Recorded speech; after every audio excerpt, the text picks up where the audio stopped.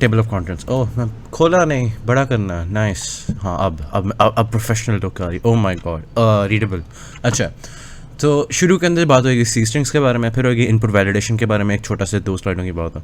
आगे फिर फंक्शंस के अंदर जो कुछ कॉन्सेप्ट्स आपको पक्के पता होने चाहिए, क्योंकि आउटपुट ट्रेसिंग वाले के ड्राई लाइनिंग के जो सवाल आते हैं ना, उसके अंदर लाजमी इस तरह की ये 2 चीज़ें इन्वॉल्व होती हैं। और उसके बाद कुछ इंपॉर्टेंट एल्गोरिदम्स हैं, ठीक है। वो उनके लिए जिनका दिल करता है कि मैं एक्स्ट्रा तैयारी कर लूँ। ज़्यादातर मैंने जो सवाल देखे हैं ना वो इस तरह, और हाँ पास्ट पेपर्स भी हम डिस्कस करेंगे।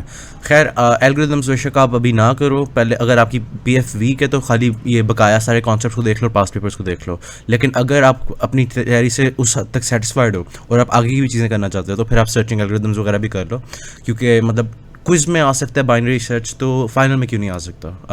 हाँ, और काफ़ी बार मैंने देखा कि मतलब बाइनरी सर्च के अंदर वो कहते हैं एक बार पहले सॉर्ट भी खुद ही करो और उसके बाद मतलब फिर सर्च भी करके बताओगे है या नहीं है। तो ये सर्चिंग एल्गोरिदम्स वगैरह आ सकते हैं, ठीक है। इम्पॉर्टेंट है, कंप्यूटिंग के लिए हवाले से इम्पॉर्टेंट है, पेपर के हवाले से ज़्यादा इंपॉर्टेंट जो चीज़ें हैं ना वो सी स्ट्रिंग्स आ गए, फंक्शंस आ गए, ये चीज़ें हैं। सबसे पहले सी स्ट्रिंग्स की बात होगी। अरेज और सी स्ट्रिंग्स के बीच में पहले डिफरेंस बताऊंगा, उसके बाद बताऊंगा नल कैरेक्टर क्या होता है और उसकी यूसेज क्या है।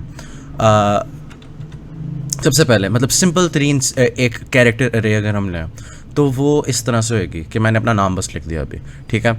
अब आप कहोगे यार आपने ऊपर लिखा है ना कैर माई नेम, 4 क्यों साइज दिया अरे का, 3 लेटर्स आप 4 क्यों दे रहे हो, सीधा सीधा ए बी आई लिख दो।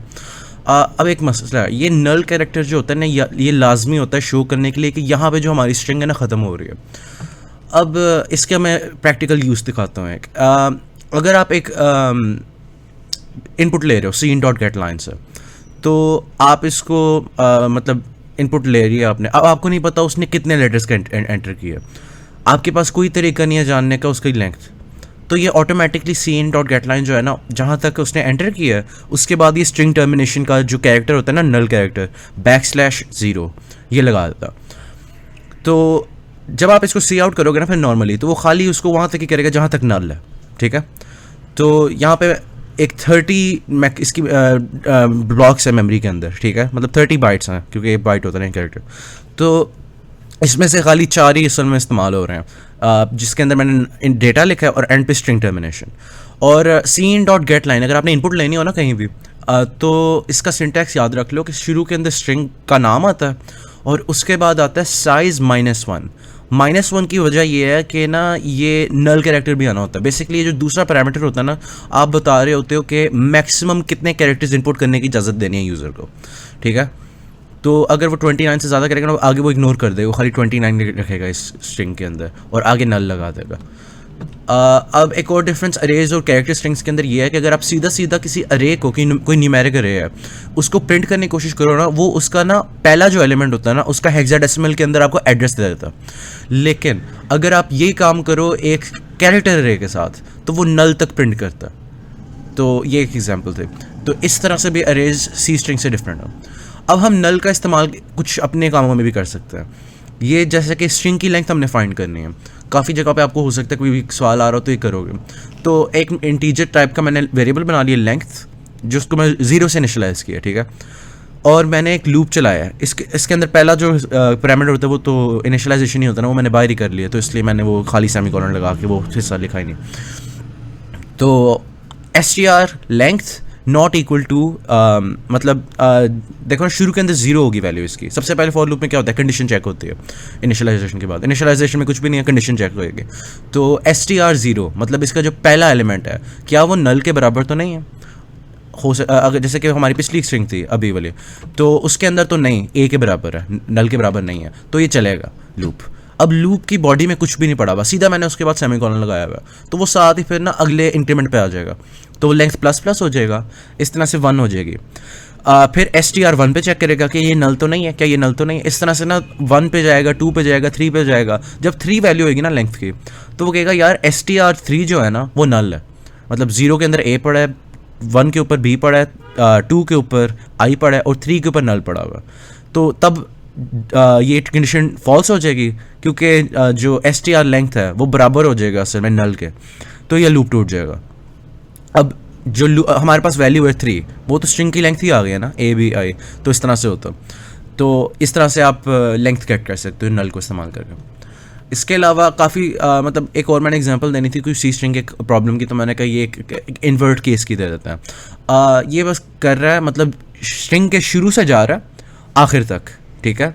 ये मतलब पहले लेटर से लेके आखिरी लेटर तक बेसिकली चलेगा, नल को इग्नोर, नल जब आएगा तो लूप अंदर बॉडी में जाएगा नहीं, टूट जाएगा। तो इसके अंदर ये चेक कर रहा है कि क्या जो ये एलिमेंट है stri, मतलब 0 हो सकता है 1 हो सकता है, जो भी करंट इंडेक्स है, क्या वो greater than equal to capital A है और मतलब less than equal to Z। इस तरह से आप रेंज देते हो ना, A टू Z, अगर इसके दरमियान में आ रहा है तो आपने ना A का, लोअर केस A का वो हिस्सा जो अपर केस में नहीं है वो ऐड कर देना है उस अपर केस की वैल्यू में, ताकि वो भी लोअर केस पहुंच जाए। ये बेसिकली ना असल में उसकी एस की को माइनस कर रहे हैं। तो इसकी मेरा ख्याल है 92 96 होती है एस की, और कैपिटल A की होती है 65। तो वो जो हिस्सा बनेगा ना, जो गैप होती है, आप बेसिकली जो गैप एक लोअर केस और अपर केस के अंदर है वो एडजस्ट करे उस अपर केस लेटर में, ताकि वो कन्वर्ट हो जाए। इसी तरह से आप यही कर रहे हो इन्वर्ट करके उसके लिए, लोअर केस के लिए एल्सिफ के साथ। इसके बाद एक और बात यहाँ पे है कि ये मैंने जो फंक्शन बनाया ना, मैंने वॉइड बनाया हुआ है, मतलब इसकी रिटर्न टाइप वॉइड है। वॉइड इन्वर्ट केस एक कैरेक्टर स्ट्रिंग लेयर है। अब ये रिटर्न कुछ क्यों नहीं कर रहा? हमें तो ये पता है ना कि फंक्शन के अंदर कुछ हो रहा हो तो फिर वो उधर तक ही रहता है। ये क्या है? तो ये कॉल बाय रेफरेंस होता है, ठीक है। अब उसके बारे में डिटेल अभी बाद में पता चलेगी, लेकिन अब मैंने पहले इनपुट वैलिडेशन की डाल दी, वैसे मैंने पहले वो डाला था, जो भी ठीक है। इनपुट वैलिडेशन जो है ना, उसके अंदर एक ही इंपॉर्टेंट बात है। ये आपने कभी देखा होगा, आप किसी इंटीजर वाली फील्ड के अंदर अगर कोई लेटर डाल दो ना, कंप्यूटर इस तरह से पागल हो जाता है। वो इस तरह से invalid input please try again. आपने अगर कुछ इस तरह का चेक लगाया हो ना, तो वही रिपीट करी जाता है, वही सी इन की वैल्यू आई जा रही होती है, पता ही नहीं चलता कैसे रोकना है, कोई तरीका नहीं समझ आ रहा होता। तो इसकी एक एग्जाम्पल ये है कि मैंने एक थोड़ा सा कोड लिखा हुआ है। एक नंबर है इंटीजर n, उसको मैं सी आउट करके यूज़र को बता रहा हूँ कि यार 1 से 100 के बीच में मुझे एक नंबर एंटर करके दो। फिर मैं एक इनपुट ले रहा हूँ। उसके बाद अगर वो लेस देन 1 है या फिर 100 से ज़्यादा है, तो मैं कह रहा हूँ यार आपने ना जो नंबर किया है वो 1 से 100 के दरमियान में नहीं है, तो आप फिर से एक एंटर कर दो। और ये तब तक लूप चलता जाएगा जब तक वो इंसानों की तरह सही नंबर नहीं एंटर करता। लेकिन अगर आप एस वगैरह या कोई इस तरह का कैरेक्टर इनपुट करते हो ना, तो इस तरह से पागल हो जाते हो, पूरी स्क्रीन आपकी ना उस लाइन वो रिपीट होता जाता है, फिर क्रैश हो जाता है प्रोग्राम। अब इसका जो हल है ना वो ये है। ये मुझे मोहम्मद ताहा अली और अब्दुल्ला राशिद की वजह से पता चला। ये बेसिकली ना ये एग्जांपल है, इंट एक्स एक इंटीजर है, सी इन करवाया है, ठीक है। अब सी इन डॉट फेल ना सिर्फ तब ट्रू होता है जब ये इस वाली स्टेट में आया हो, मतलब लास्ट सी इन जो फेल हो गया और इस तरह की पैनिक की स्टेट में आया हो। तो सी इन डॉट क्लियर से ये जो मतलब जो एरर की जो फेज़ होता है ना, उससे बाहर निकलते हैं हम। और उसके बाद सी इन डॉट इग्नोर जो है वो ना ये करता है कि 99 मेरा ख्याल है कोई अपर लिमिट है, और जो बैकस्लैश है ना, मतलब जब तक एंटर नहीं दबाया जाता तब तक जो इनपुट बफर में सारी चीज़ें पड़ी ना उसको क्लियर कर देता है। आसान लफ्ज़ों में अगर मैं कहूँ तो ये बेसिकली जो चीज़ अंदर सिस्टम में फंस गई होती है ना, जो उसको रिपीट करने में मजबूर कर रही होती है, ये उसको क्लियर करने का तरीका।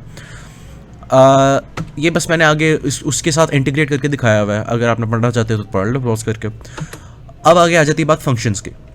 ये दो इंपॉर्टेंट कॉन्सेप्ट्स हैं जो आपकी जो ड्राई रनिंग की प्रॉब्लम्स हैं, आउटपुट ट्रेसिंग की प्रॉब्लम्स हैं, उनके अंदर काफ़ी ज़्यादा इंपॉर्टेंट है। कॉल बाय रेफरेंस और कॉल बाय वैल्यू, दो किस्म की फंक्शन कॉल्स होती हैं, ठीक है। तो अगर मैंने यहाँ पे एग्जांपल दिया, ठीक है, एक मैं फंक्शन बनाया हुआ है ऐड 1 का। ये एक इंटीजर लेता है और कुछ रिटर्न नहीं कर रहा, बस नम जो है ना, जो वैल्यू आती है उसको प्लस प्लस कर रहा है।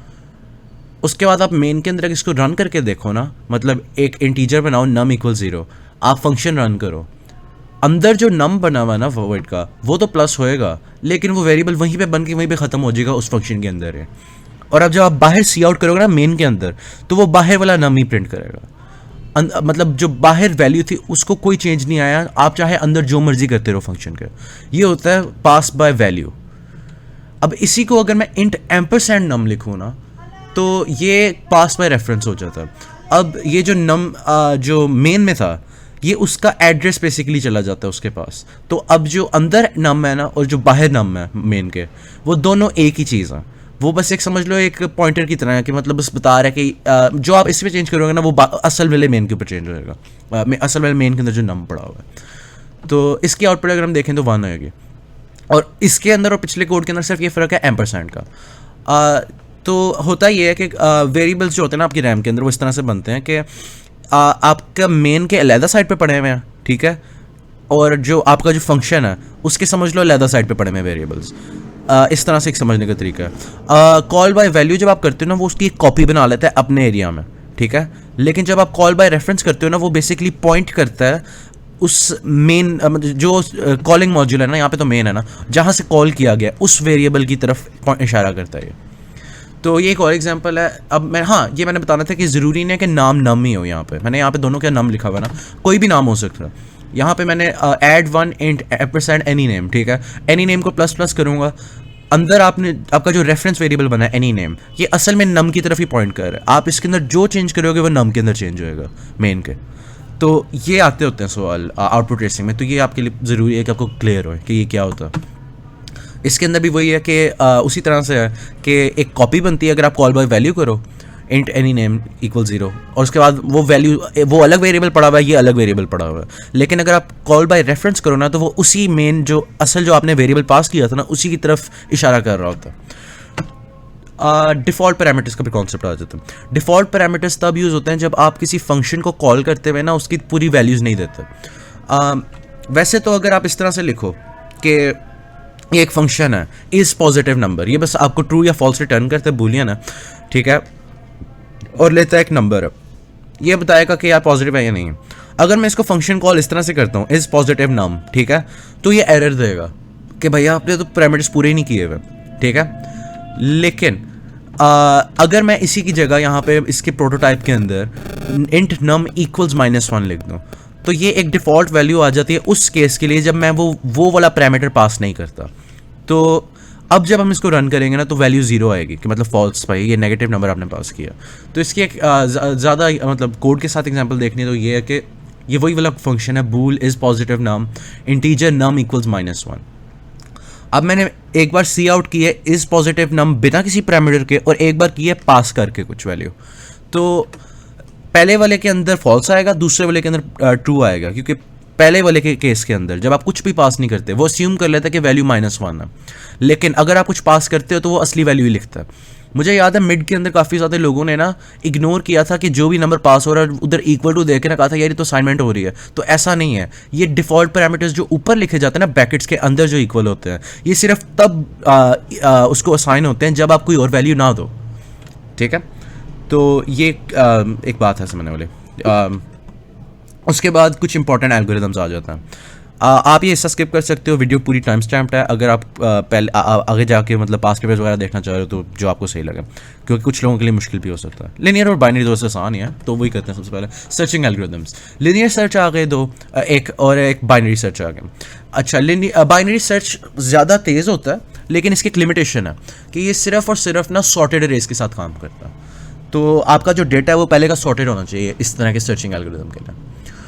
तो ये मैंने एक फंक्शन बनाया जो रिटर्न कर रहा है ट्रू या फॉल्स। अगर फाउंड है तो ट्रू रिटर्न कर रहा है, अगर नहीं मिल रही वो की तो फॉल्स रिटर्न कर रहा है। लेता क्या है ये, वो फंक्शन लेता है, सॉरी फंक्शन नहीं लेता, अरे लेता है जिसके अंदर से आपने सर्च करना है और उसका साइज़ लेता है और एंड पे जो आप वैल्यू सर्च कर रहे हो उस अरे के अंदर, ठीक है।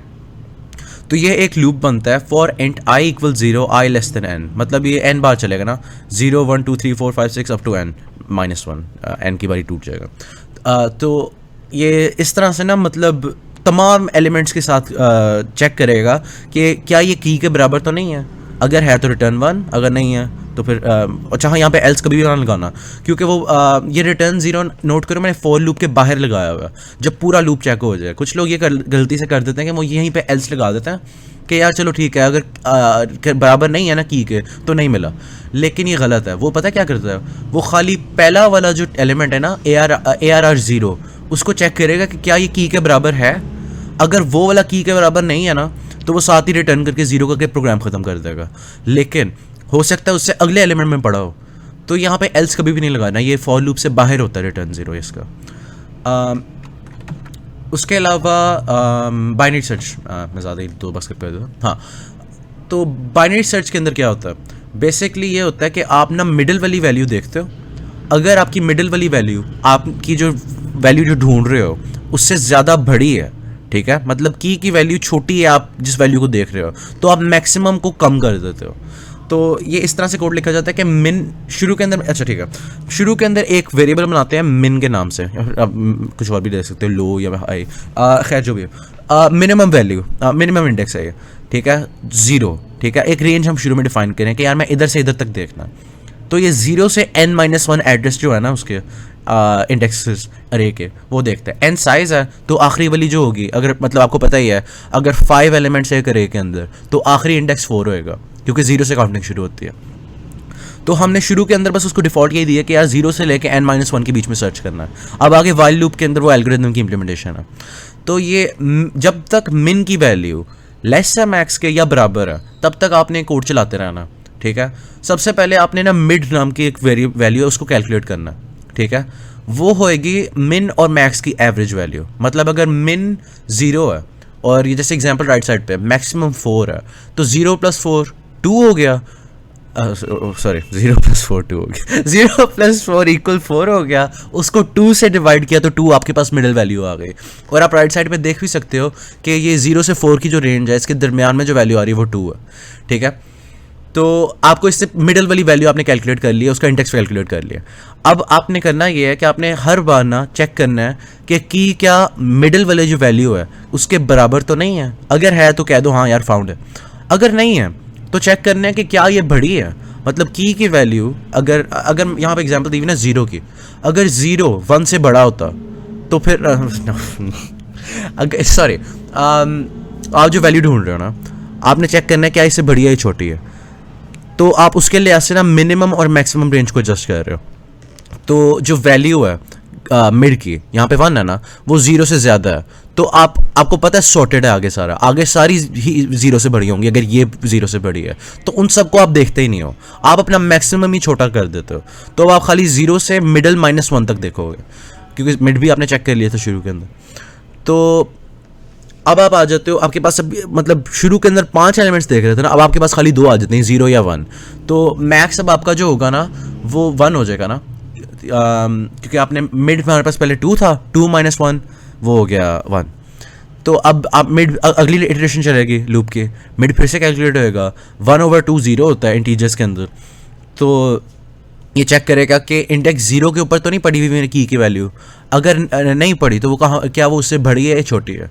अगर की जो है वो मतलब जो हम ढूंढ रहे हैं 0 जो है, अगर वो इस वैल्यू से जो मैं मिडल में देखी है उससे बड़ा है मेरी की, मतलब 0 बड़ा है, तो अब मैं मिनिमम को रेज कर दूंगा, ठीक है।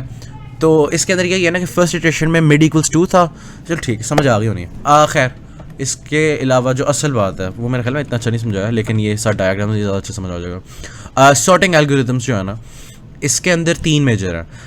आप खाली एक पहले 2 कर लो, बेशक आप इंसर्शन सॉर्ट ना करो, वो मेरा ख्याल है मुझे मुश्किल लगता है ज़्यादा दूसरों की निस्बत। खैर बबल सॉर्ट सबसे पहले, बबल सॉर्ट के अंदर ये होता है कि ना वो सबसे पहले ना पहले जो 2 एलिमेंट्स हैं उनको कंपेयर करेगा और जो ज़्यादा बड़ा होगा ना उसको राइट साइड पे ले जाएगा, ठीक है।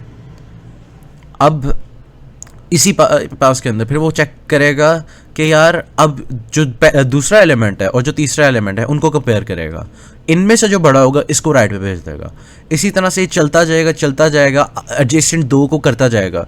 एंड पे आपके ना जो सबसे बड़ी एलिमेंट होएगी ना वो राइट साइड पे आ जाएगी और अब वो हिस्सा शॉर्ट हो गया। अब अगला पास होएगा, अगले पास के अंदर वो फिर से वही करेगा, पहले 2 को कंपेयर करेगा, जो बड़ा होगा उसको राइट साइड पे ले जाएगा, फिर उसके बाद अगले 2 को कंपेयर करेगा, जो बड़ा होगा उसको राइट साइड पे ले जाएगा। अगर पहले गया तो कोई कुछ करेगा नहीं। और उसके बाद मतलब अगले पे करेगा, तो एंड पे फिर से वही होएगा कि जो इस रीजन के अंदर अनसॉर्टेड रीजन के अंदर जो सबसे बड़ी एलिमेंट थी ना वो राइट साइड पे आ गई। अब तो आप देख सकते हो कि इस तरह से 3 और 5 हो गए हैं सॉर्ट। अब ये फिर से चलेगा। तो बोल्ड के अंदर मैंने दिखाया हुआ जो गारंटीड है कि सॉर्ट हो गया। इस अरे के अंदर कोइंसिडेंटली ना कुछ स्वैपिंग नहीं हो रही अब यहाँ पे। अब इसी एल्गोरिथम को ना ऑप्टिमाइज करने के लिए कुछ लोग ना एक बूलियन वैल्यू बनाते हैं स्वैप्ड की, कि अगर इस पास के अंदर स्वैप हो ही नहीं रहा मतलब पहले की सॉर्टेड है, लेकिन आपको नहीं पता कि हुई है या नहीं हुई, बाहर से आपको कुछ भी नहीं पता। तो ये वर्स्ट केस के अंदर ना चलता है n-1 बार, ठीक है।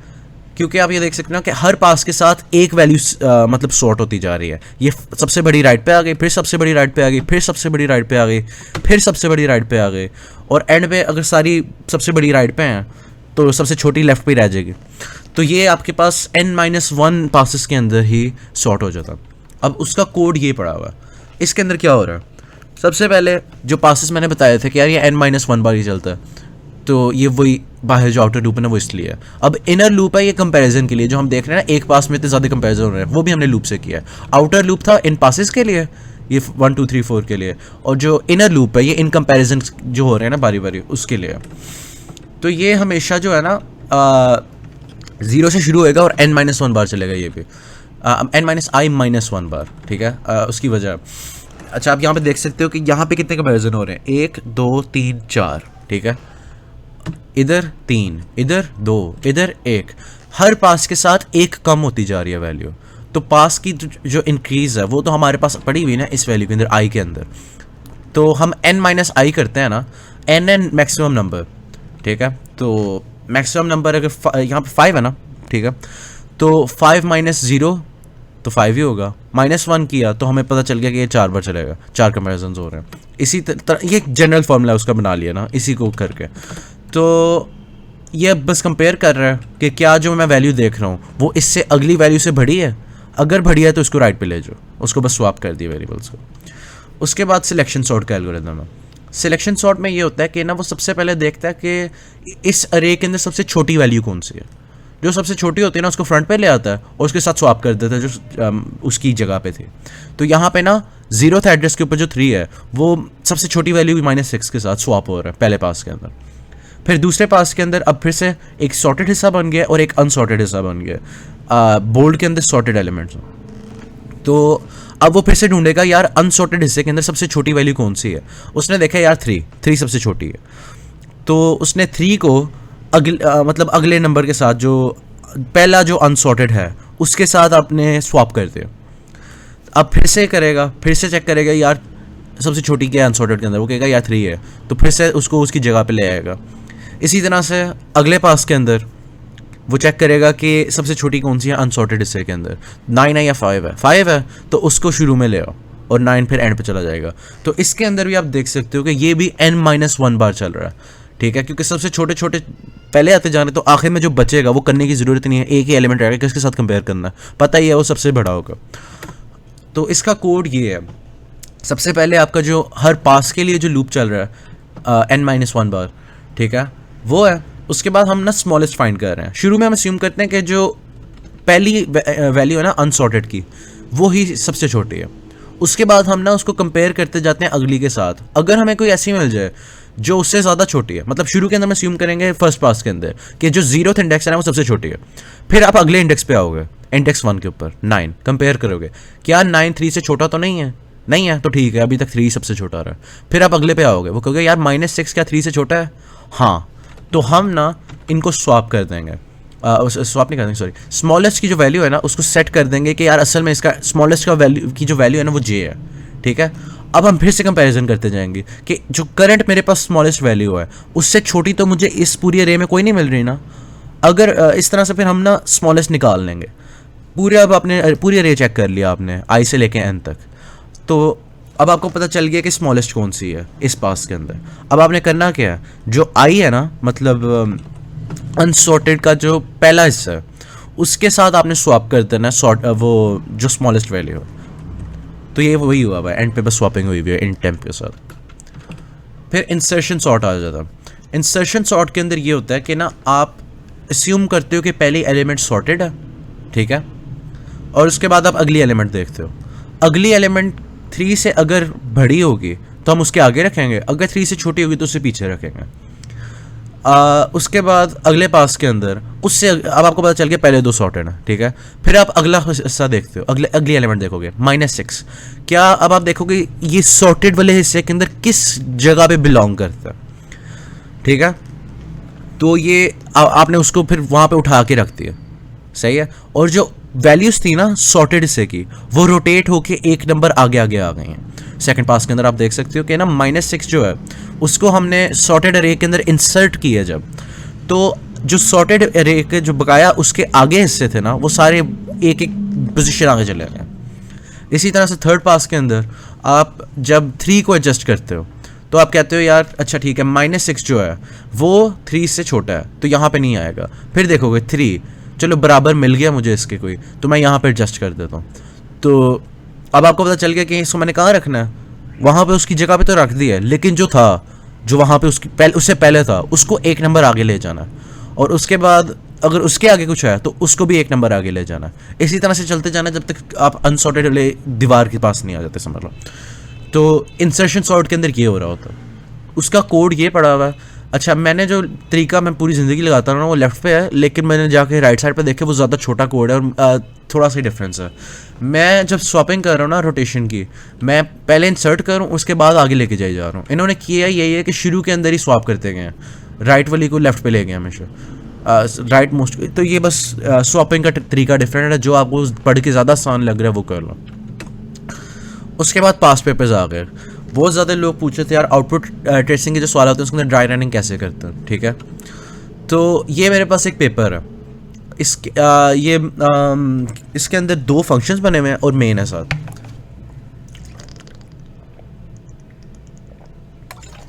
अच्छा, आपने ना जब इस तरह का पेपर देखना है, आप बंदा घबरा ही जाता है यार इतना कुछ लिखा है, मैं क्या पहले क्या ये फंक्शन समझने बैठूं। नहीं, आपने कुछ भी नहीं समझना।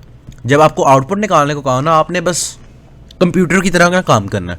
आपने सबसे पहले कंप्यूटर क्या करता है, मेन की तरफ जाता है ना, कि मेन से एग्जीक्यूशन शुरू होती है, तो वो आपने मेन में आ जाना। मेन के अंदर क्या है, इंट n = 6, ठीक है यार, मैं एक वेरिएबल बना लिया n और उसकी वैल्यू 6 मैंने लिख दी है। और उन्होंने कहा कि यार एक और कैरेक्टर टाइप वेरिएबल है, उसका नाम ch है और उसकी वैल्यू ये है। तो आपने कंप्यूटर जैसे करता है, चलो ठीक है ये डेटा टाइप है, ये उसका नाम है, ये है, मैंने स्टोर कर दिया, ठीक है।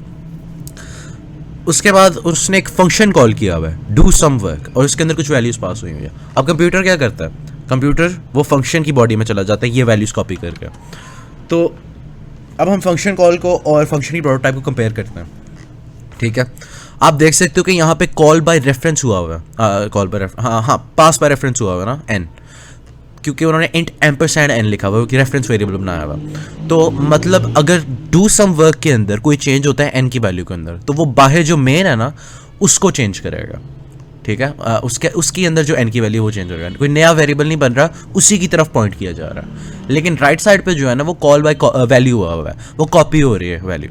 तो वो अलग अलग वेरिएबल बन रहे हैं, एक मेन के अंदर ch है और एक डू सम वर्क के अंदर ch है। ये दोनों के आपस में बीच में अब कोई कनेक्शन नहीं रहा, बस कॉपी होनी थी, वैल्यू वो होगी, अब ये अलग अलग है, ठीक है।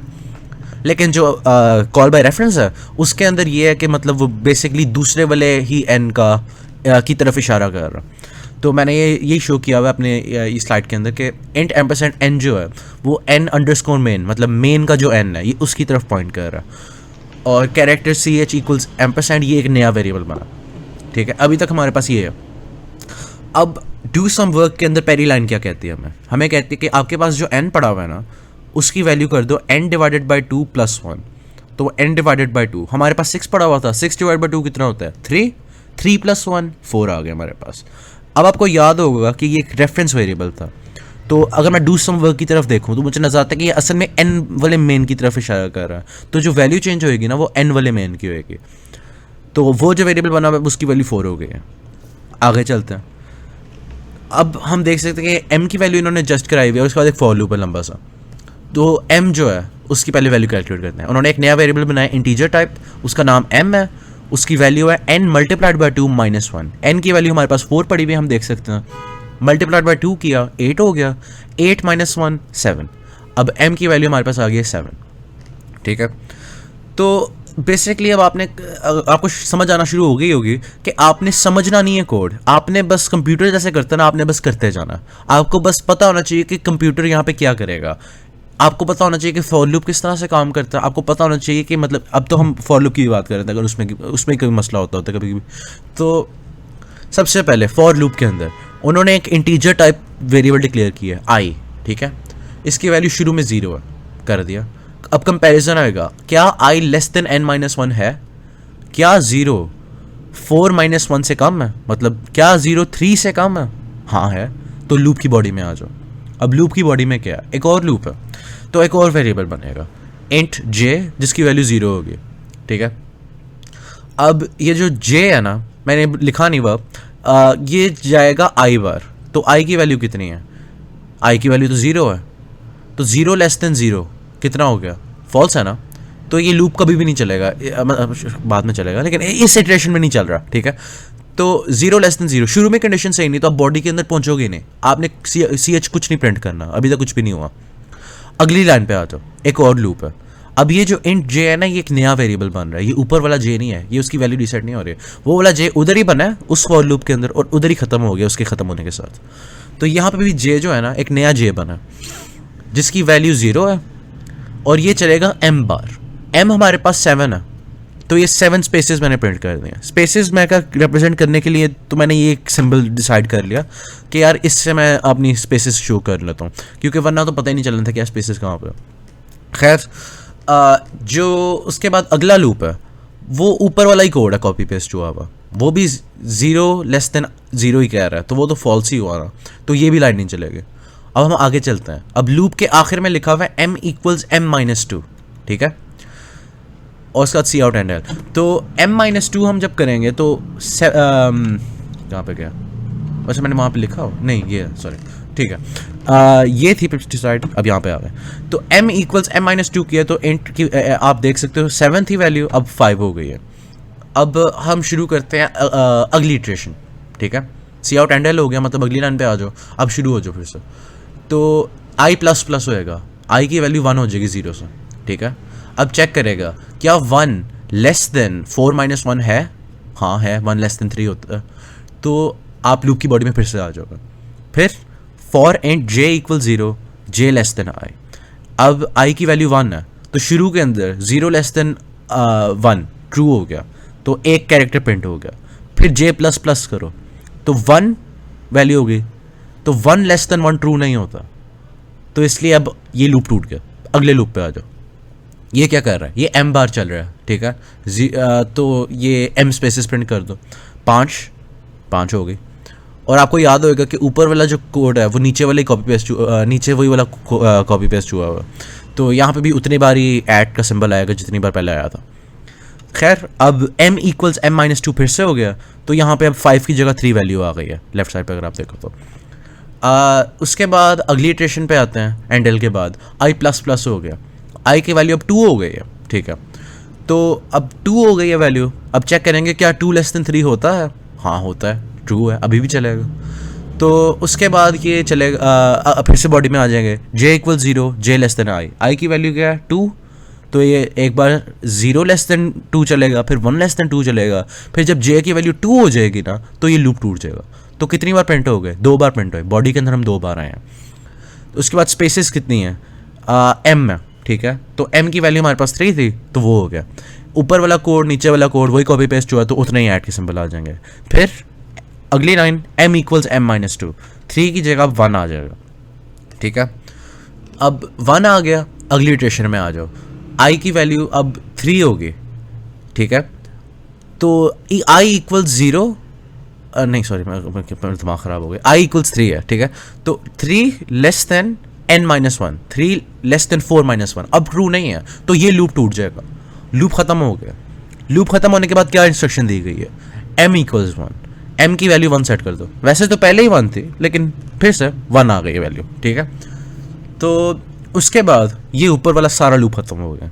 ये फंक्शन के अंदर अब बस एक लाइन और रह गई है, वो है एक और फंक्शन कॉल जो डू सम मोर वर्क का फंक्शन कॉल कर रही है। तो अब हम उसकी प्रोटोटाइप के साथ ये जो वैल्यूज पास हो रही हैं उनको कंपेयर करते हैं, ठीक है।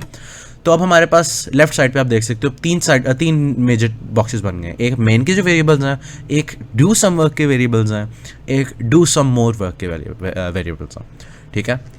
तो इसके अंदर पहले दो वेरिएबल्स रेफरेंस वेरिएबल्स हैं।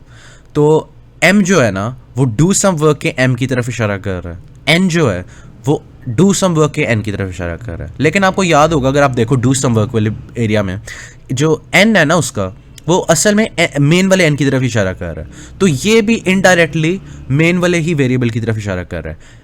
m और n का कोई नया वेरिएबल नहीं बन रहा है इस फंक्शन के अंदर, ये सारे पिछले वाले वेरिएबल्स को चेंज करने के नए नाम है, ठीक है। वैसे नाम भी एग्जैक्टली वही रखे हैं उन्होंने। और एक और वेरिएबल बन रहा है नया सी एच। अब ये 3 सी एच अलग बने हुए हैं, चेंज कहीं भी नहीं हो रहे, लेकिन फिर भी पता होना चाहिए कि क्या हो रहा है।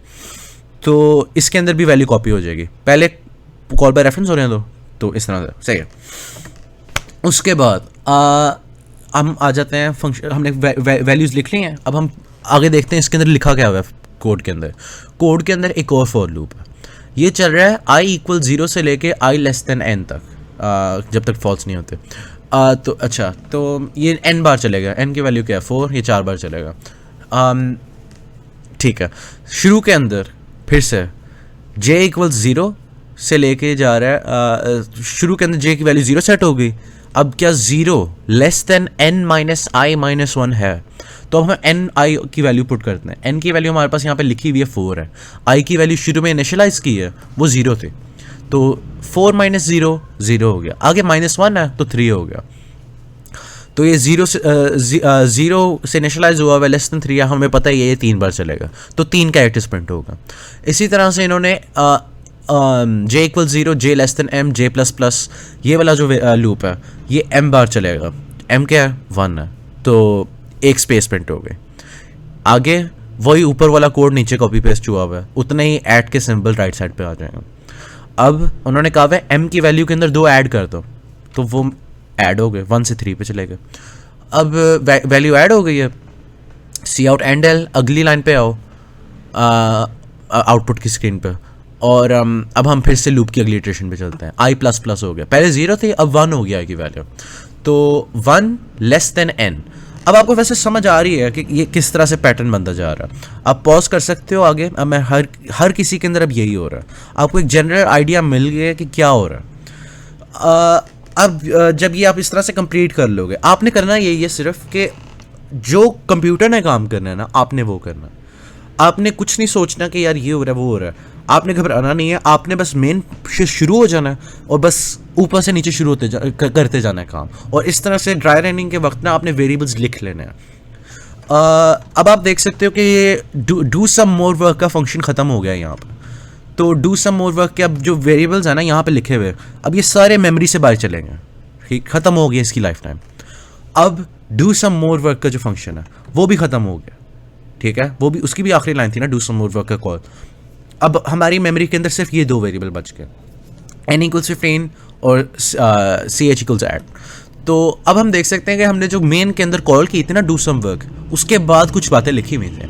अब हम उधर आते हैं वापस, कंट्रोल वापस मेन के पास आ गए ना, जब वो लाइन कंप्लीट हुई है, डू सम वर्क का पूरी फंक्शन कॉल कंप्लीट हो गई, तब हम अंदर आ गए वापस मेन के, सारे कुछ खत्म हो गया। अब खाली जैसे नॉर्मल प्रोग्राम चलता है उस तरह से होगा। अब cout n: स्पेस n की वैल्यू, अब आपको याद होगा यहाँ पे 15 है, लेकिन अगर किसी को ना पता होता ना कि यार ये शुरू के बाद में इस पेपर, मैं अभी इतना पीछे जा रहा हूँ, अच्छा ठीक है।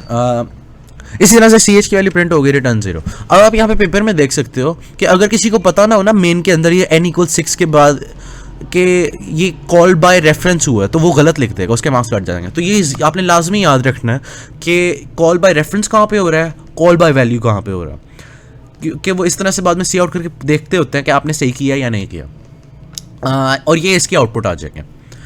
अब अगला सवाल करते हैं, ये भी पास्ट पेपर्स में से क्वेश्चन नंबर 5 लिखा हुआ है, a diagonal constant matrix is a square matrix in which each descending diagonal from left to right is a constant with the same value.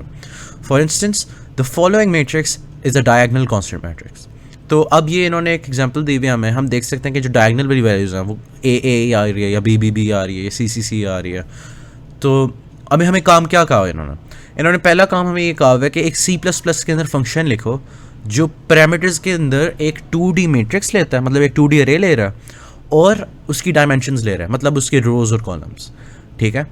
और उसके बाद ये करता क्या है, इनपुट लेने के बाद प्रोसेसिंग आपने ये करनी है कि आपने बताना है कि क्या ये एक डायगोनल कांस्टेंट मैट्रिक्स है या नहीं है, और ये रिटर्न करे ट्रू या फॉल्स। अब आप खुद बताओ रिटर्न हो रहा है ट्रू या फॉल्स, तो इसका मतलब यही है ना कि इसकी रिटर्न टाइप बूलियन होएगी। अब क्या कंडीशंस हैं हमें बताई गई इस पेपर के अंदर डायगोनल कांस्टेंट मैट्रिक्स की, क्योंकि आपने इस तरह के सवाल लाजमी आते होते हैं। वो आपको ना एक सिनेरियो इस तरह से बना के देते हैं, एक कॉन्सेप्ट दिखाते हैं। आपको याद होगा शायद के लैब के मिड के अंदर भी यही हुआ था कि उन्होंने ना एक कॉन्सेप्ट बताया, लव शाही पता नहीं कौन सा स्क्वायर मैट्रिक्स बताओ कि ये है या नहीं है। तो वो आपको इस तरह से टेस्ट करते हैं कि आपको ना सारी इन्फॉर्मेशन जो आपको चाहिए ना वो एक कागज़ पे लिखी हुई है और वो जो आपसे चाहते हैं वो भी लिखा हुआ है। अब आपने गौर से देखना है कि इसके अंदर कंडीशंस क्या दी गई हैं। अगर हम गौर से फिर से पढ़ें, इज़ अ स्क्वायर मैट्रिक्स, सबसे पहली कंडीशन तो यही होगी कि जो रोज़ और कॉलम्स हमें दिए जा रहे हैं वो बराबर होने चाहिए, ठीक है। और उसके बाद इन ईच डायगोनल वगैरह वाली बात वो तो समझ आ गई है, ठीक है। अब हम इसके कोड की तरफ आते हैं। तो इसका ये मैंने ये किया हुआ है यहाँ पे कि मैंने जैसे उन्होंने कहा कि एक बूलियन रिटर्न करो ट्रू या फॉल्स, ठीक है। एक सेंसिबल सा नाम दे दिया इज़ जो भी डायगोनल कांस्टेंट मैट्रिक्स, और इनपुट वही ले रहे हैं जो उन्होंने कहा है, उसकी डायमेंशंस और वो खुद मैट्रिक्स जो। तो सबसे पहले जो कंडीशन मैंने अभी डिस्कस की है उसके रोज़ और कॉलम्स बराबर होने चाहिए। अगर नहीं होते तो हमें आगे कुछ करने की ज़रूरत नहीं, हम सीधा सीधा फॉल्स कह देता।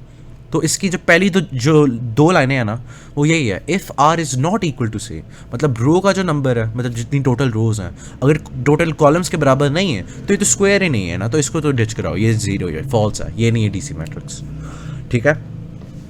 उसके बाद हम यहाँ पे एक फॉर लूप लगाया हुआ है। अब अच्छा एक चीज़ है यहाँ पे मेरा ख्याल है काबिल गौर कि मतलब मैं आपको कोड बता दूंगा इसका, पेपर में तो ये नहीं आना ना, आपको तो खुद पता होना चाहिए कि आप ये कैसे लिख सकते हो। तो अब इसको मैं इस लिखे हुए कोड को समझाने का कोई मकसद नहीं है, तो इसकी जगह ना मैं आपको प्रोसेस दिखाता हूँ कि इस सवाल के इस फंक्शन बनाने तक हम कैसे पहुँच जाएँ। मतलब जो लोग कहते हैं यार लॉजिक नहीं डेवलप होती, तो उसके बारे में थोड़ी बात करते हैं। तो मुझे ये शुरू में पता था कि यार ये मैंने ड्रॉ किया था, ठीक है, पहले कि अच्छा यार 0 0 है, ये 1 1 है, ये 2 2 है, ये 3 3 है, तो ये डायगोनल है ना। इसको एक्सेस करने का मुझे तरीका पता है कि मैं अगर एक फॉर लूप चलाऊँ रो की बारी, ठीक है, तो मुझे मिडिल वाली जो वाइट डायगोनल है मिल जाएगी। तो ये इसका कोड लिखा हुआ है, इतना तो आपको भी समझ आ रहा होगा ना कि ठीक है। अगर आपने नहीं भी सवाल किया हुआ कि for int i equal 0 i less than n, ठीक है, ये 0 से मतलब टोटल एन बार चल रहा है, मतलब अगर चार कॉलम्स हैं, 4 रोज़ हैं, ठीक है, तो ये 4 बार चल रहा है और ये 4 वैल्यूज़ दे रहा है मुझे, सी आउट करा रहा है बस, ठीक है। तो इस तरह से हमें पता है कि हम एक्सेस कैसे कर सकते हैं एक लेफ़्ट डायगोनल को। अब इस इंफॉर्मेशन को इस्तेमाल हमने कैसे करना है। अब आप देख सकते हो कि यार राइट साइड पे जो है ना वो भी तकरीबन कुछ इसी तरह से है, लेकिन एक ऑफसेट सा आ रहा है, ठीक है। उसके अंदर भी रेगुलर, लेकिन उसके अंदर ऑरेंज वाले के अंदर देखना बस +1 हुआ हुआ है, कॉलम वाली की बारी। रेड वाले को देखो उसके अंदर +2 हुआ हुआ है, बकाया सारा वही लॉजिक है। तो इसको अगर हम जनरलाइज करें लेफ्ट और राइट डायगोनल्स के लिए, सॉरी लेफ्ट डायगोनल्स की राइट साइड पे जो है और लेफ्ट साइड पे है, मतलब हमने तो बात ही लेफ्ट डायगोनल्स की करनी है ना। तो राइट साइड पे जो है ऑरेंज रेड और ग्रीन, उसके लिए हम ये देख सकते हैं कि एक फॉर लूप अगर हम लगाएं, int i equal 0 i less than N I plus plus, ठीक है, और ये चलता है मतलब आई उसके अंदर जो ऑफसेट आ रहा है हमने उसको एडजस्ट कर दिया, कुछ भी चेंज नहीं हुआ पिछले कोड के अंदर, लेकिन जो हमने ऑब्जर्व किया ना कि एक ऑफसेट सा आ रहा है हर डिफरेंट डायगोनल के लिए, तो ये हमने वो बस रिफ्लेक्ट किया रेड के अंदर, ये जो है वो ऑफसेट है खाली। इसी तरह से अगर आप लेफ्ट साइड पे देखो तो ब्लू और ऑरेंज आपस में किस तरह से रिलेटेड है, तो 0 1 है उसका 1 0 है, इसका 1 2 है उसका 2 1 है, इसका 2 3 है उसका 3 2 है। इसी तरह से रेड जो है वो ग्रीन के साथ रिलेटेड है और पर्पल जो है वो येलो के साथ रिलेटेड। तो इधर भी मैंने एग्जैक्टली वही कोड लिखा है, बस जो रो थी ना उसकी जगह कॉलम लिख दी। अब कुछ लोगों का मसला होता है रो और कॉलम के बारे में, तो उसके बारे में मैंने थोड़ा बता दूँ। ये मैंने एक मैट्रिक्स की एग्जांपल दी है, ठीक है, ये हमारे पास मैंने एक मैट्रिक्स लिखी है, इसकी 4 कॉलम्स हैं 4 रोज़ हैं, ठीक है। तो रो क्या होती है, एक पूरी जो मैट्रिक्स है ना इसके अंदर पड़ी हुई 2D अरे क्या होती है, एक अरे जिसके अंदर मुख्तलिफ अरेज पड़ी हैं, ठीक है। तो जो एक इंडिविजुअल अरे उस बड़ी वाली अरे के अंदर होएगी ना वो एक रो हो गई, ठीक है। आप देख सकते हो पहली जो रो है वो एक पूरी मैट्रिक्स बन रही है, पूरी अरे पड़ी है ना, ठीक है, तो वो एक रो है। इसी तरह से मैंने एक टेबल बना दिया था यहाँ पे कि हाँ M0 M1 M2 M3, जब आप M0 की बात करते हो ना तो आप बड़ी वाली मैट्रिक्स की बात कर रहे हो फलाने रो की, ठीक है, कि मतलब अच्छा, आप इसके बारे में इस तरह से सोच सकते हो कि एक न्यूमेरिक अरे पड़ी हुई है जिसके अंदर चार एलिमेंट्स हैं, ठीक है। आपने एक्सेस करना होगा, यही करोगे ना, M0 M1 M2 M3, आप यही कर रहे हो। जब लेकिन आप लिखते हो ना ये, तो आप एक नंबर एक्सेस करने की जगह एक पूरी आपके पास अरे आ जाती है। अब उस अरे के अंदर से जो आपको मिली है, उसके अंदर से स्पेसिफिक एलिमेंट निकालने के लिए ना आप एक और बार स्क्वायर ब्रैकेट डाल देते हो। तो ये मैंने एक्सेस का टेबल बना दिया कि अगर आपने 0 0 का क्या मतलब है, 0 1 का क्या मतलब है, तो आप देख सकते हो कि रोज़ जो है ना वो हमेशा पहले आती हैं, कॉलम्स जो होती हैं वो हमेशा बाद में आते हैं। और अगर हम एक्स और वाई, जैसे मैंने यहाँ पे लिखा मैंने एक्स और वाई, तो ये हमें वाई और एक्स की फॉर्म में लिखना पड़ेगा, MYX। तो मैंने यहाँ पे यही किया हुआ अब अपने कोड के अंदर। अब ये क्या है, ये क्या मैंने कैसे क्या लिखा हुआ है, ये क्या है अच्छा for all left diagonals on the right side, मतलब ऑरेंज, रेड और येलो। अगर मैं चाहता हूँ कि मैं तमाम को एक्सेस करूँ, तो जो शुरू के अंदर मैंने डायगोनल का लूप का कोड यहाँ पे सिंपल जनरलाइज किया था ना, उसी के लिए मैंने एक ऑफसेट का लूप लगा दिया जो जाता है 0 से लेके रो की बारी।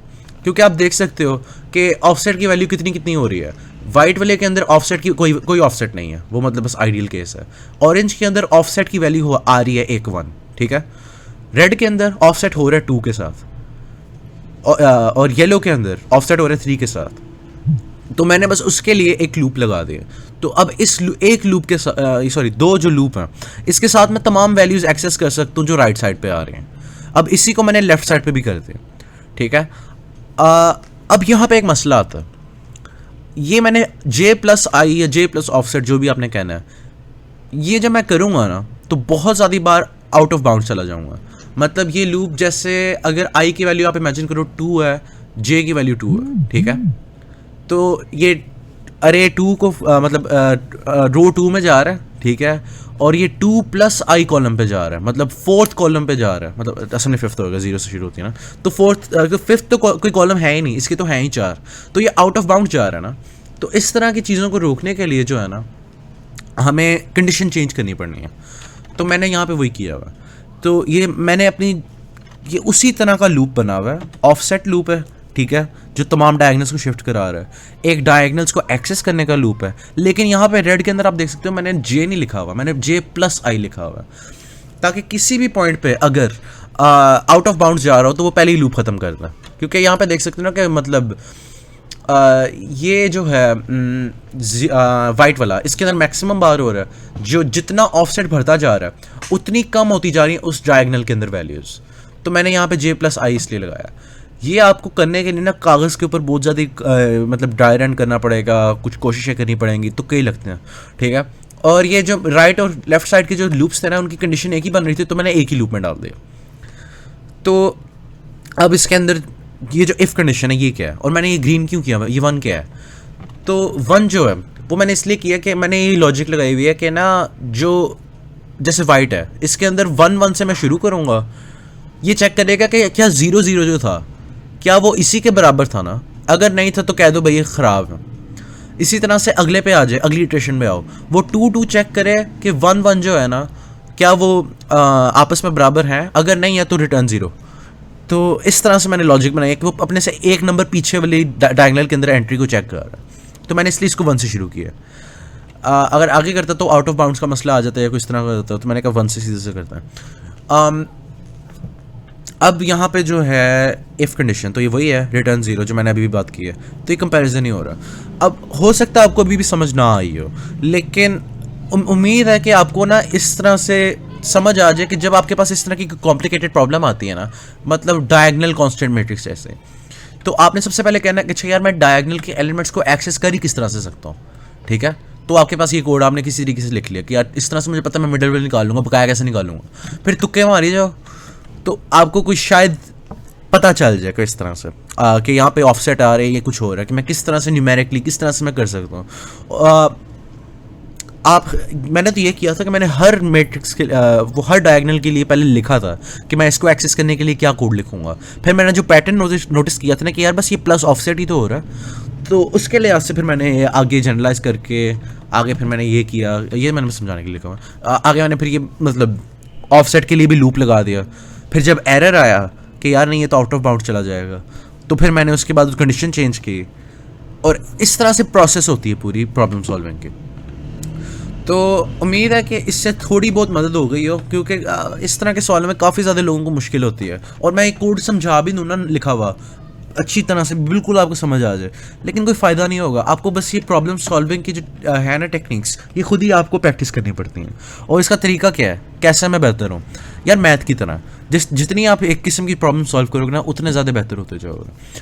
तो ज़्यादा सी प्रॉब्लम सॉल्व करें आप जितनी कर सकते हैं, और उम्मीद है फिर